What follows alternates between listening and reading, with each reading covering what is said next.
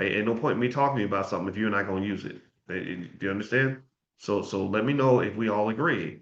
Can we agree that we're not going to torture our kids by not preparing them for the future? Because I'm gonna tell you exactly why she's sad, and I'm gonna explain to you exactly how this can be fixed, how this can be prevented, and it really comes through back to this basic idea called preparation.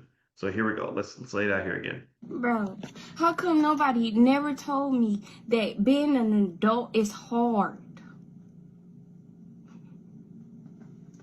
Bro, my phone bill was $300. And on top of that, I had to pay to get my own hair done. Bro, this is hard. I can't do it anymore, bro. I don't want to be an adult. I want to go back to being a kid, bro. I have to still find another job after losing my job at Popeyes. And I still got a phone bill to pay. I can't do this. Okay, so let's talk about. I know I see some of y'all in there laughing. It ain't funny. Stop laughing. Stop laughing. That poor baby, she's struggling. All right.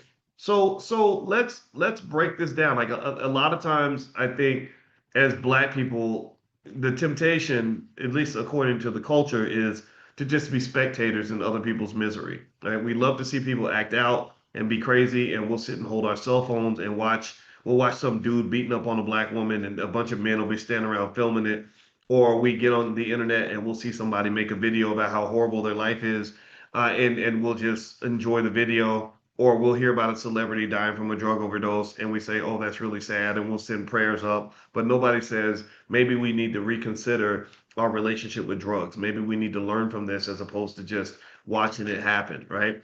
So let's analyze that video. I'm going to be hyper analytical for a minute. I hope that that's okay. Let me know if it's all right for me to be a little bit of I'm a nerd out for a minute because there's so much there in that video to unpack. Let me know if that's okay. Let me know if you can go with me. I want to make sure I want to get us in the right mindset to be deep. Okay, let me know. Give me a yes in the chat. Here we go. First thing. First thing. She literally is talking about her parents in the very first sentence. She's talking about the adults in her life. She said, "How come nobody never told me that being an adult was hard?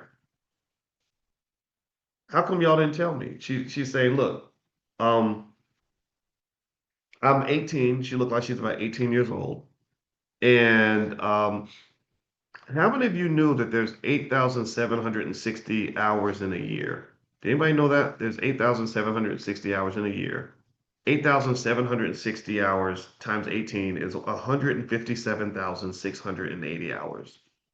So when your child is born with no state of mind, blind to the ways of mankind, God is smiling on you, but he's frowning too because only God knows what you'll go through, right? When that child is born, from the time the child is born to the time the child is 18, you have 157,680 hours to prepare them for life.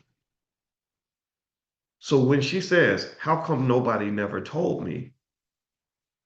What she's asking a very deep question, in my opinion. She's saying, "Why the hell did y'all warn me about this?" A child is born with no state of mind, blind to the ways of mankind. She doesn't know how predatory capitalism is when you are not economically prepared. She's blind to the ways of mankind. She doesn't know how stressful it is to have more bills than you have income.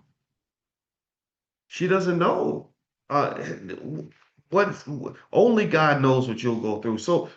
And your parents know too, because your parents done been through it. So I'm sitting here looking at this and saying, who was responsible for getting you ready for the world? Who threw you out in the middle of a football game with no pads, no helmet, no strategy, no skill, no training? Who would do that to you? Who hates you that much that they had 157,680 hours to prepare you and didn't use any of that time to get you ready for life? I mean, really, if you look at, I mean, think about this, right?